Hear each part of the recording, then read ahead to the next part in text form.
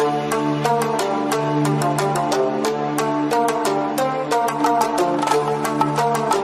the name of Allah, the most precious and the most merciful, my name is Saim Shahzad and I am here for your preparation of MD-CAT. Students, आज मैंने जो बात करनी है वो FSc के student से करनी है जो फर्स्ट ईयर और सेकंड ईयर के स्टूडेंट्स हैं, जो अभी रिसेंटली फर्स्ट ईयर में बैठे हैं और जो फर्स्ट ईयर से सेकंड ईयर में प्रमोट हुए हैं। ये वो स्टूडेंट्स जिन्होंने एफएससी के अंदर बायोलॉजी को चॉइस किया था और जिनकी मंजिल एमबीबीएस और बीडीएस है, उन स्टूडेंट्स से मैं मुखातिब हूँ।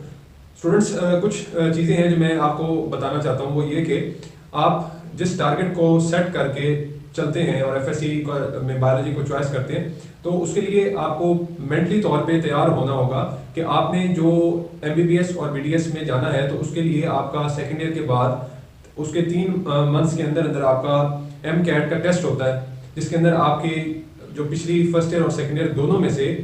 6 सब्जेक्ट्स उसमें से शामिल होते हैं। 3 physics, chemistry, bio first year की और फिर सेकेंड ईयर की। तो इसमें आपकी क्या प्लानिंग और स्ट्रेटेजी होनी चाहिए, क्योंकि आप देखते हैं कि 1 लाख बच्चा अप्रॉक्सीमेटली जो है वो अप्लाई करता है MD-CAT टेस्ट के लिए, जिसमें से पासिंग रेशियो जो है वो बिल्कुल 1 to 2% होती है। 3000 to 3500 जो है इसमें बच्चे जो हैं वो इसमें जो कामयाब होते हैं और MD-CAT को पास करके वो उस मेरिट के उस एग्रीगेट में आते हैं जिनका एडमिशन होता है MBBS के अंदर। तो आप लोग जो हैं जो फर्स्ट ईयर और सेकेंड ईयर में बायोलॉजी को पढ़ रहे हैं, इनके लिए ये चीज़ वाज़ेह होनी चाहिए कि आप कुछ एक्स्ट्रा करेंगे तो आप अपने टारगेट तक पहुंचेंगे। अगर आप चीज़ों को बहुत नॉर्मल लेके चलेंगे फर्स्ट ईयर सेकेंड ईयर में, तो आप उसमें मुश्किल का शिकार होंगे। इसमें होना क्या चाहिए कि जो आप फर्स्ट ईयर में अगर बैठे हैं या सेकेंड ईयर में आप पढ़ रहे हैं, पहली एक चीज़ अपने ज़हन में रख लें कि जो आप अपनी ट्यूशन्स पे या अकेडमीज में जो नोट्स इस्तेमाल करते हैं या आपको जो नोट्स मिलते हैं, आप उन नोट्स को ज़रूर अपनी तैयारी के लिए, अपनी फर्स्ट ईयर और सेकेंड ईयर के पेपर्स में मार्क्स गेन करने के लिए उनको इस्तेमाल करें। लेकिन उसके साथ साथ जो सबसे अहम चीज़ है वो ये कि आपकी जो नोटबुक्स हैं, जो आपकी बुक्स हैं, जो आपकी गवर्नमेंट की तरफ से आपको स्पेशलाइज नोटबुक्स हैं आप उन बुक्स को ज़रूर रीड करें। आप जो टॉपिक समझते हैं उसको नोट्स पे उससे ज़रूर तैयार करें उसके अंदर अहम पॉइंट्स को, लेकिन आप बुक्स के साथ रोज़ बरोज़ टच में रहें और जो टॉपिक आपकी बुक्स में लिखे हुए हैं, जो आप समझते हैं, उसमें से अपनी बुक में से उसको ज़रूर रीड करें। बुक रीडिंग जो है ये फर्स्ट थिंग है जो आपको अपनी डेस्टिनेशन तक लेके जाएगी। बुक रीडिंग को लाजिम कर लें ताकि जब आपके पास सेकेंड ईयर के एग्ज़ाम हो और फिर 3 मंथ्स का जो वो पीरियड होता है उसमें फिर आपको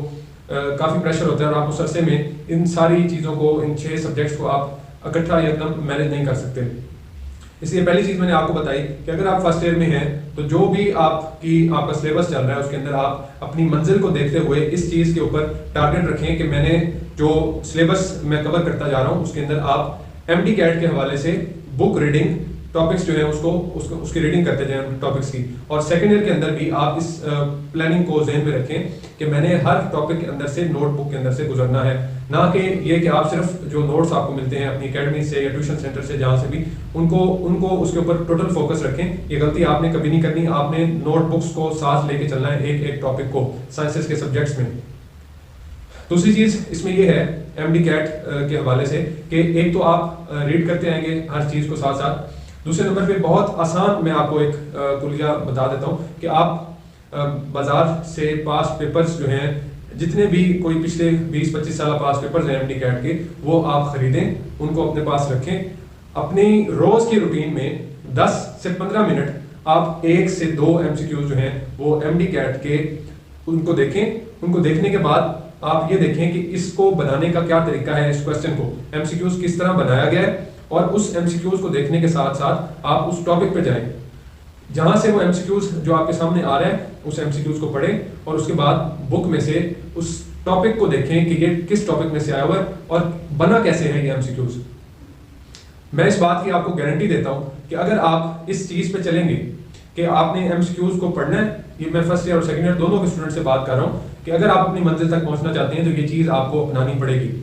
आप एक MCQ को रीड करें, उसके बनाने के तरीकाकार को देखें, उसके ऑप्शंस देखें, उसको हल करें, 1 से 2 MCQs डेली के, और आप बुक खोलें और उस टॉपिक पे जाएं जिसमें से वो MCQs आया हुआ है।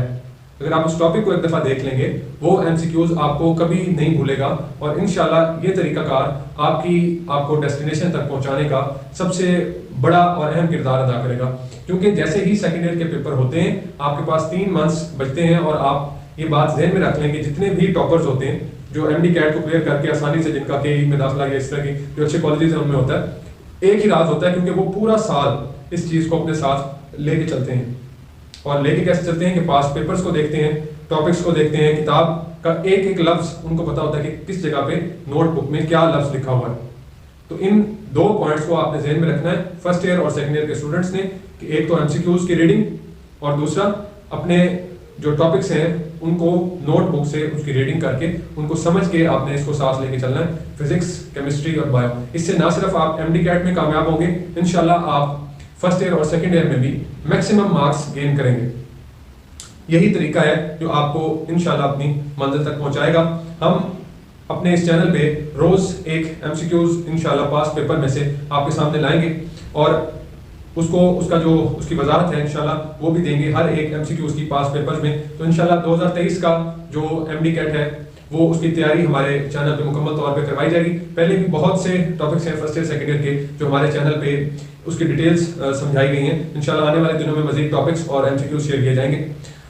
इस चैनल को जरूर सब्सक्राइब कीजिए ताकि आने वाली हर इन्फॉर्मेटिव वीडियो आप तक पहुंच सके। साइम शहजाद को इजाज़त दीजिए। अल्लाह हाफ़िज़।